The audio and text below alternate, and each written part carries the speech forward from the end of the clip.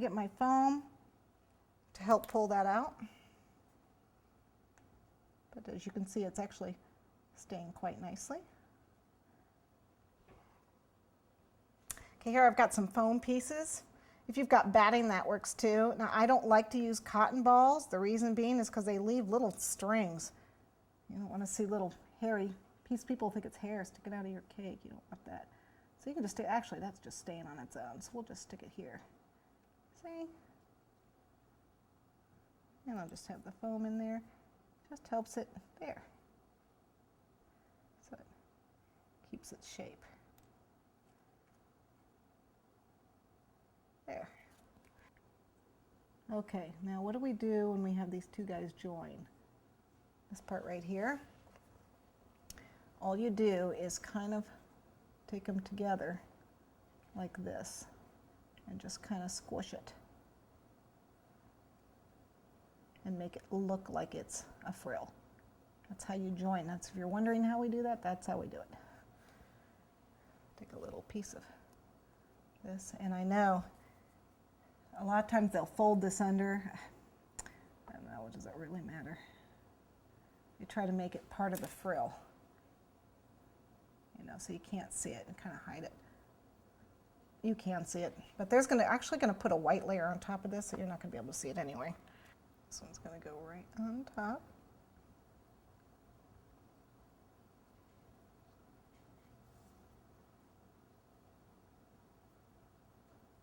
You want to see a little bit of that bottom, so you want to bring it up just a hair, because you want to see this peeking out. There we go.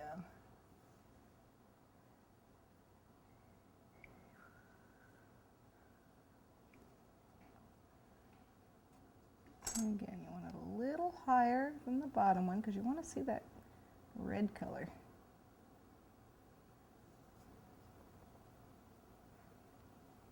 Squish that together there. Make it look like it's part of the fold. Okay, yep. And then we want to, it'll probably do the same contours as the one below it. But you can give it some help if you want. A little bit of a frill. Stick some of the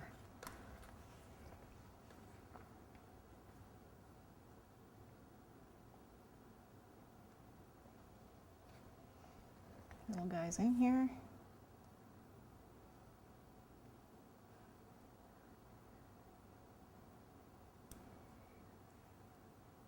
There we go. I'm going to smooth that a little bit. I can just hide that.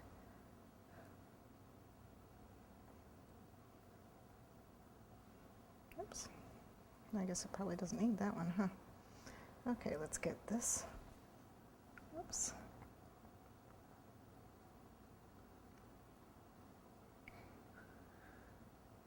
There we go.